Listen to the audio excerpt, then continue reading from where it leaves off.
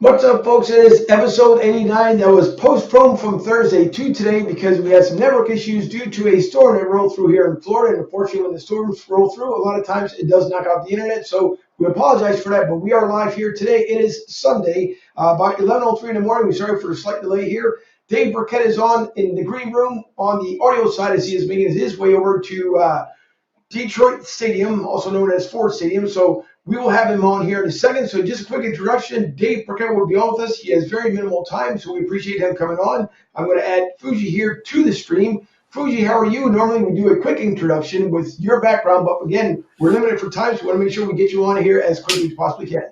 Week 8, the showdown in Motown. Birds and the Lions facing off. 2-5 against 0-7. How are the Angels? Let's get the party rocking today, baby. Yes, sir. Well, it is, believe it or not, kind of a chilly day here in Tampa, about 64 degrees. But you know what? It's a nice break from the summer heat that we get, so it's pretty cool. And on the line with us here, we have Dave Birkett, once again from the Detroit Free Press. Dave, how are you? I know we can't see you, but we thank you for coming on. Yeah, I'm doing great. How are you guys? Well, Good. doing well. Thank you for coming on. Appreciate it. So now we know that Detroit obviously is looking for a win, just like the Eagles are looking for a win today. They don't want to go into a 3-game slide, but again, Detroit's going into a 7-game slide. And we've seen things like this, Dave, with obviously with Cleveland. Cleveland going 0-16 2 years in a row and now have turned things around. So what's expected, I guess, kind of right out of the gate here from Detroit today, and can they possibly get their first win, which we don't want to see against the Eagles, but could it happen today? Yeah, I mean, look, I think everyone sort of knew entering this season what the Lions were, right? This was a rebuilding year. They had a new coach, a new GM, a new quarterback.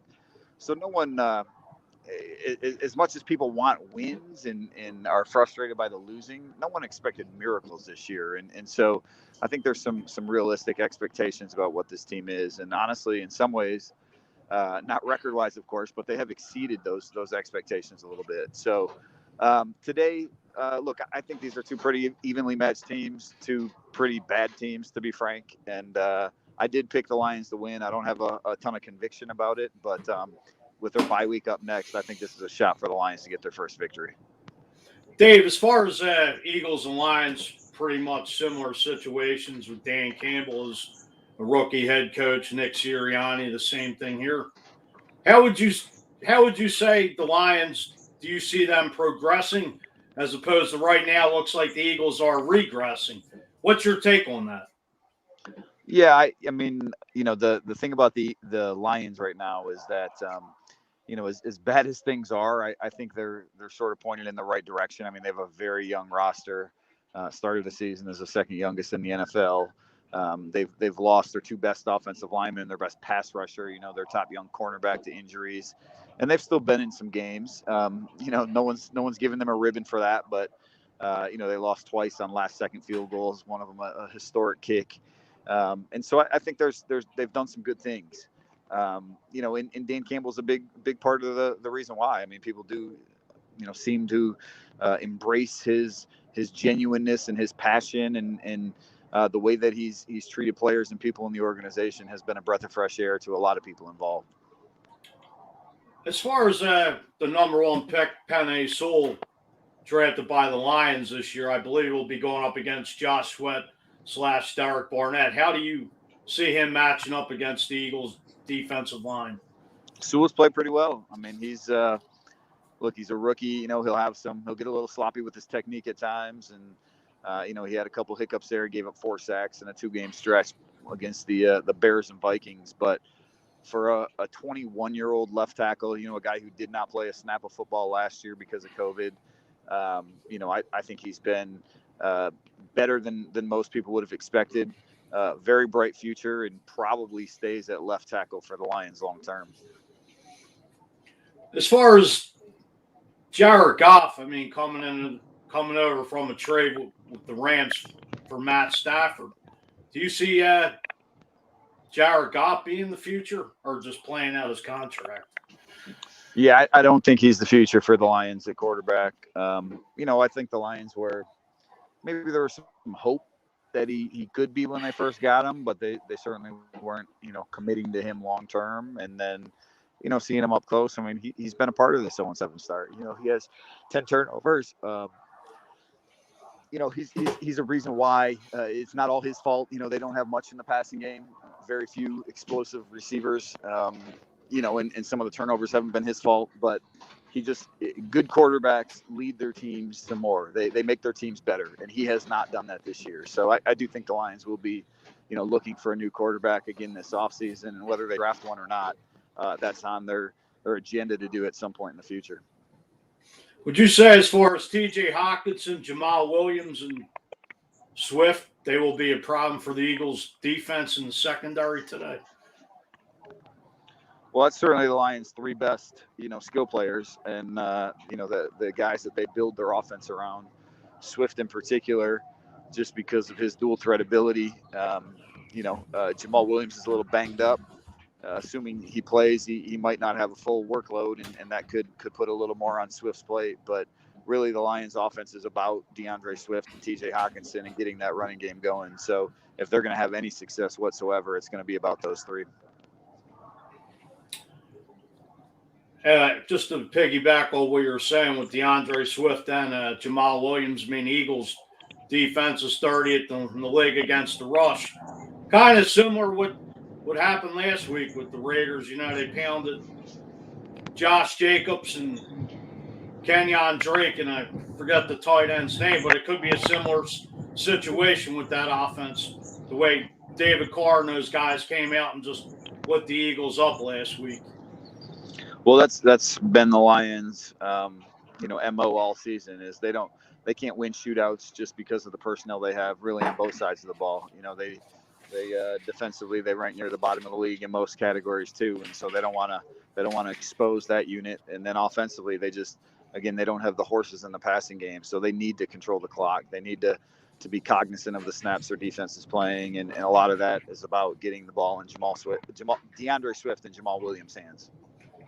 As far as the Lions receivers, I know you got Geronimo Allison, and I forgot St. Brown's first name, but he's doing pretty good in the slot going up against Avonte Maddox. How would you break down the wide receivers for the Lions going up against the Eagles secondary? I mean, again, it's probably the worst receiving core you're going to see this year. So I know Philadelphia has some problems on defense, but Lions just don't have a lot of horses offensively to expose that. I mean, St. Brown, you're right. I'm on Ross St. Brown. He's caught a bunch of passes this year. Khalif Raymond has been a pleasant surprise, but defenses just don't have to game plan for the Lions receivers deep. I mean, let's switch sides with the ball as far as the Eagles receivers going up against the Lions secondary. How would you say that the Lions match up against Devontae Smith, Quez Watkins, and company? Well, I think, Philadelphia's speed could be an issue. I mean, look, if the Lions aren't the worst receiving core in the NFL, it might be the Eagles. Smith aside, obviously he's a talented young player, but it's not like Philadelphia's offense is scaring a whole lot of people either. So, the Lions have, they're best when they get their defensive front loose. They've been able to get a little bit of pressure on the passer, even with Romeo Okwara's injury. In the back end, they're very young. They've got two rookies that start for them in the secondary. So they've certainly been exposed at times this year, giving up the big play, and that's just one thing they have to be cognizant of against Philadelphia in that speed. As far as Dallas Goedert being the number one tight end, can you see the Lions linebackers covering Richard Rodgers / Dallas Goedert? Yeah, I mean, probably see, their safeties do some of that. Tracy Walker's having a nice year at safety for them. Maybe even they've played three safeties at times this year, and I could see them going to that look today. Look, again, the Lions don't have, I think you look at the personnel on the defensive side of the ball, they don't have a lot of big-time, blue chip playmakers, and that goes for all three levels. Yeah. Well, in case you guys are just joining us here, we have Dave Birkett on the line with us here from the Detroit Free Press. He is on the way out there to Ford Field, which should be, again, a good matchup today. Definitely a good matchup today. But I want to get back to at least a little bit on the ownership here, Dave, if you don't mind. Does I know Detroit is obviously they're going through the woes. We see it as fans. We see it from around the NFL. Is Detroit believing with the obviously the trade between the quarterbacks here between Matt to Jared? Is Detroit trying to rebuild the entire organization from the ground up, or is it one of those cases almost like we're in Philly where they're depending on the GM to do everything and the GM is failing? I mean, this is, the head coach and GM have been in power for 10 months now. So certainly would be way too early to say anything is failing or succeeding. They undertook a complete rebuild this offseason. As I said at the top, new coach, new GM, new quarterback. And so I think you got to give them time to take hold. And people like what they've seen so far. They don't have any wins. That has to change. Everyone knows that to be the case. But it's far too early to say whether they're going to fail or succeed. Right, and it's the same thing here in Philly where you just become, as fans, we all know that we would love for our teams to win. They don't want to start out the way they are. Detroit obviously had 0-7, the Eagles at 2-6, not the start they expected to have. But again, when you have a brand new set of coaches, it's tough for them to gel within the first week, second week, even third week. I mean, you can go an entire season, up to 2 seasons at times, where they can finally start getting a good rhythm for themselves. And I know Nick Sirianni this week had compared the team to a flower. And as far as getting him to sprout and seed, all that good fun stuff. But we know different coaches like to use different analogies to try and get the players going. Nick has like 5 of them that he likes to use every single day. So from the head coaching staff from Detroit, is there something that they use? Like, does the head coach, when they going into practices, is there kind of any analogies that he uses, or is it just going by the old standards of football and putting a good game plan together? Well, I mean, I think everyone remembers Dan Campbell from his opening press conference, when he talked about, biting kneecaps and fighting till the end and sort of, painting that picture. And that's really what this team has been about. Again, most games, you take out the Bengals game, that was sort of their worst showing of the year. But, most games they have scrapped till the end, and they've hung in there against, teams that are clearly better, more talented than they are. And so, I think this team has embodied its coach in a lot of ways. And that it's full of a lot of, fighters and guys that, that will scrap and will do everything they can to succeed. And so again, they haven't yet. It's a lot of young guys on both sides of the ball here. They're talent deficient in many areas, but people here in Detroit understood the rebuild that they were undertaking. Dave, Go ahead, Coach. Dave, what is your opinion of running backs coach / head coach Deuce Staley? Yeah, we talked to Staley this week. Obviously a longtime Eagle, a lot of ties to the organization. He said he thinks he's past the emotion part of facing his old team. I'm sure there'll be a little bit of emotion when he gets on the field there. Dave Phipp, former special teams coordinator with Philadelphia, is here too. He's in COVID protocols though. So, look, I think Deuce, the Lions are, and Dan Campbell in particular, is trying to help him along in terms of getting the experience he needs to be a head coach and sort of grooming him to be that, much like Sean Payton did for Dan. And so, I could see Deuce getting that opportunity at some point, but only if the Lions win. An 0 season is not going to help anyone in their pursuit of new jobs. Well, Deuce Staley 3 times interviewed and passed over here, and he played 8 years with the Eagles, was with the Eagles organization as a coach for at least 9 or 10, and he came into the NFL with the Eagles, growing up pretty much, and when you spend 18 seasons with an organization, to me, I think a lot of Eagles fans in Eagles Nation will agree with this, but Deuce Staley should have been the head coach. As I said, passed over 3 times by Jeff Lurie. I think he will be a coach in the NFL somewhere. He's a player's coach. I know the running backs going back throughout the years loved him. So, it's a pretty impressive resume. And Deuce will definitely get the chance to be a head coach and will succeed, I believe. Yep. No, I mean, again, I don't have any firsthand knowledge of, what that interview process was like. I certainly know how respected he was in Philadelphia, but, you got to win. I mean, Right. for his sake and other coaches on this staff who want new jobs, Lions need to put some wins together. Right, and that last question we have for you, Dave, because I know you're approaching again the stadium. We want to make sure you get there on time. Jared Goff, how has he been received by the team so far this season, and then how much involvement has he had in the community? Even though he hasn't been there that long, but how much is he's liked the Detroit area? Yeah, I mean, look again. With Jared, it was. He was the throw-in to the Matthew Stafford trade, right? The trade was about Right. the draft picks. The Lions, they did want a veteran, caretaker to handle the position to sort of keep them out of this situation that hasn't happened so far.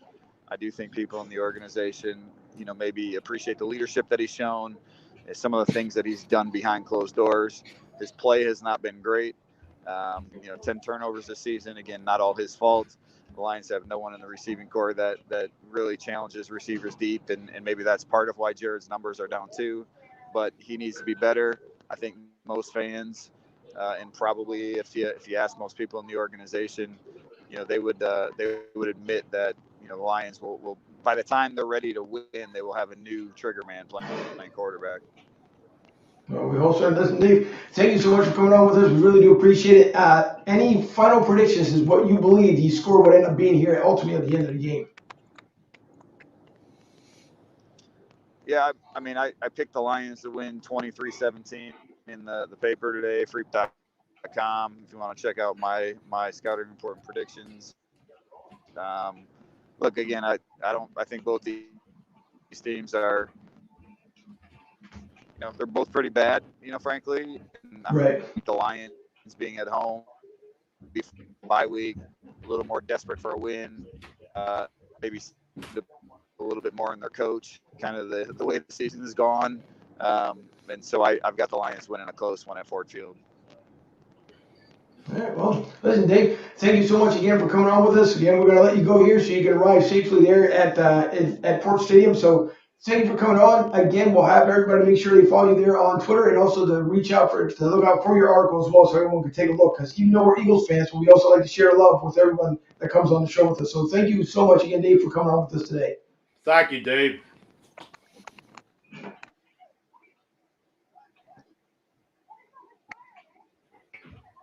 We lose him.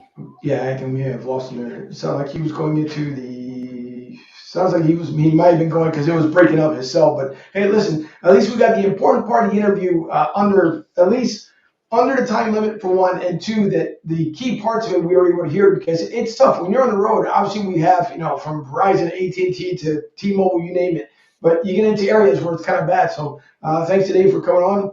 We appreciate it. And Joey B, good Lord. First of all, everybody else, Rich Bridge, Eagles Minions Group, thank you so much. And by the way, you guys, we will be signing off here in about another 4 minutes and then jumping on over to episode 90, getting you ready for the pregame show with Goose's Goats. So make sure you jump over there as well as we'll be firing that one up. But Kathleen, I saw Katie. Who else did I see up here? Rick Marcus, Rick. I saw Rick's comment here earlier. I want to bring it back up if I see it. Our buddy Joey B. Yeah, Joey B. I'm bringing his up too. He's quite the comedian that he is. Carissa, Michelle, I didn't see her. Where was Rick's comment? It was earlier.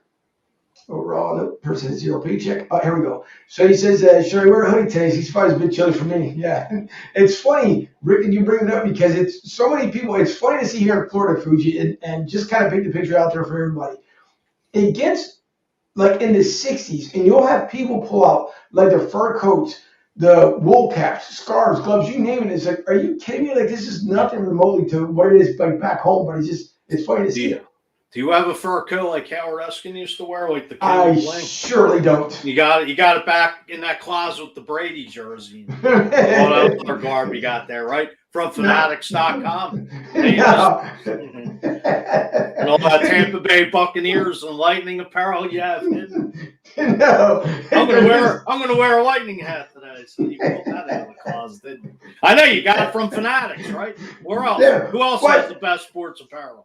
No one but the Fanatics. You're absolutely right. But no, I don't have any Tom Brady Fanatics Yes, here. you do. I bet you do. I know you. I bet you do. I sure don't. But I do have my NHL Tampa Bay Lightning hat. That's for sure. But You're good, you. You're good. Yeah. Well, listen, no, great point though. Fanatics.com. If you guys need everything, official license, everything, visit Fanatics.com, where you can get your Tom Brady gear if you want some there in New England. But no, this guy Tampa here. Bay or New England. Michigan, even. I'm sure they got a Michigan jersey. Oh, I'm Tom quite Brady sure. somewhere. Hey, by the way, speaking of, because we've got about 2 minutes here before we sign off, on Fanatics.com, they have 65% off today. So there's a couple of shirts left over, and there's a couple on the way here to the house. There's one they have where it says Top Dogs. That was from the one for the Super Bowl from 2017, Super Bowl champions. So that's on the way to the house. So someone thinks that I bleed red for some reason other than green, so it doesn't happen. There's no Tom Brady apparel in this household. Thank you very much. Now, if he wants to come to this, what if I have the FBI come with a search warrant and search everything from top to bottom? They can search it and they'll find nada when it comes to Tampa Bay. Yep, from the Buccaneers, shall I say. They will find the championship ring, though, from the Lightning. That they will find. Oh, and by the way, I bet they will. Yeah, speaking of other championship rings, which I don't put too far away there, of course, one of the more important ones here, and I know I'm further away from the camera than usual, but let's not forget about Nikki Sixx here. I need binoculars for that. Yeah, well, if I get up I and need walk binoculars, over, my eyes are good. All right, hold on. Let's see if I can get a little bit closer without knocking over the camera. There you go, the world champs. Yeah, you dusted that thing off, didn't you, 5 years later? I believe it's 5 years later, and people are still gloating over that. Sure is. But you know what? Hey, it's the first and only one, so I guess things happen. Doesn't matter. There might be actually something that might be coming on here later on about the size of, I don't know, about this thing, maybe. But we'll see if I get lucky on that one. That it might be coming. But Joey B, Joey just, quite the character. Rick says, will Mr. Corleone be dressing up for Halloween? Nah, you know what? I've been so busy this week. I have an underdog mask here from the Super Bowl years we speak about, but I don't know what the hell I did with it. No, I should have dressed up, So, I should have. Hopefully, it's sad that Fanatics.com don't sell that Vito Corleone guard. Just dress in a black suit, white shirt, and a black tie, and then I could be the Godfather. Sitting back in my chair. Well, maybe we'll give him a chat here and see if maybe we can do. Matter of fact, I'll stop by the headquarters down here in Tampa and I'll let him know about the Vito Corleone special. We'll get that up there. But Joey B says he just put an umbrella in his hot toddy. 32 here in Colorado, 85 in Tampa. Not 85 in Tampa. That'll be the temperature tomorrow. So today we're supposed to get about 72 degrees, which is just comfortable and nice. Umbrellas and Fuji's Miller Lite when he visits Denver in a few weeks. You guys need. By the way. Make sure you get together there because Fuji be out there next Friday. I'm flying out there next Friday, Joey B. So you and me and the crew I'm coming out with will be hooking up somewhere in the city of Denver. Because Eagles Nation's taking over that bitch too. That they are. And then Joey B says, "Are you a coffee guy as far as a pot of coffee or a Keurig guy?" Pot of coffee. Espresso, cappuccino. I'm Italian. Make sure you got some cannolis waiting for me, too. There you go. And the last question from Joey B says, Doug Peterson to Vegas or Denver? Vegas. I think so. Yeah, the rumors were out there, but who knows? It's all hearsay. Exactly. But, hey, listen, by the way, everyone, please jump on over to episode 90. That will be kicking off at 11:35, so we're going to sign off from here. Again, thanks to Dave Birkett from the Detroit Free Press for being on the line with us. Oh, and by the way, to make the announcement here, probably and more than likely, starting next Thursday, the live call-in line will be live. So you'll be able to call in to the show, and it is a first in podcast history here. You'll be able to call in to an actual podcast other than our friends over at Redline Radio, which those guys have been having fun over there doing their call-in version of their show. But we will have the live call-in version. So not only will you be able to make the comments here on the screen, you'll also be able to call in to the show and pretty much ask us anything for the most part. And Rick says, Happy Halloween to all. Thank Joey you, B says, Debbie, at a fake palm tree, the Eagles backdrop. We actually tried to get one, Joey, but unfortunately they don't have the right size for one here. But I'm pretty sure we'll end up finding one. If not, we'll put a blow-up one for Christmas here, as we always end up decorating the front of the house here. Like the Corona commercials. Exactly. Oh, no, good point. Good point by both of you guys. Palm Tree Eagles and viewers are jealous. You are in Florida and we're stuck in miserable winter weather. That's all right. Hey, Debbie's nephew, by the way, my producer, him and his girlfriend just moved out there to Denver not too long ago. So they went from Florida to Denver. So I'm pretty sure they're feeling it as well. Put Brady's thing in the background. No. That'd be interesting. It would be, but I will say if Tom Brady is listening, which we know that he's not, but if he is, you're welcome here into the green room couch. So if you want to come down, I'd love to have you in the studio and we can talk you, Gronk, and the rest of the squad down here. But no, there is no Tampa Bay gear in that closet. So maybe there's a Gronk jersey. There sure isn't. But I heard Antonio Brown. Nope. O.J. Howard, Cameron Brate, Leonard Fournette. Yep. None of them. Maybe Dylan. Vontae David. You got a Vontae David jersey. No, not one either. Not that one. But listen, everyone, we're going to sign off here. Again, thanks to Dave Birkett from the Detroit Free Press. We will see you guys over in about good 6 minutes from now on episode 90. And Fuji. 6 minutes, Dougie Fresh, you're on. Exactly. For my producer over in Studio B, for Fuji here, thank you guys for watching episode 89. We sorry it wasn't available on Thursday, but of course we made up for it today. And we will see you here in just a couple minutes on the other side. Enjoy the time.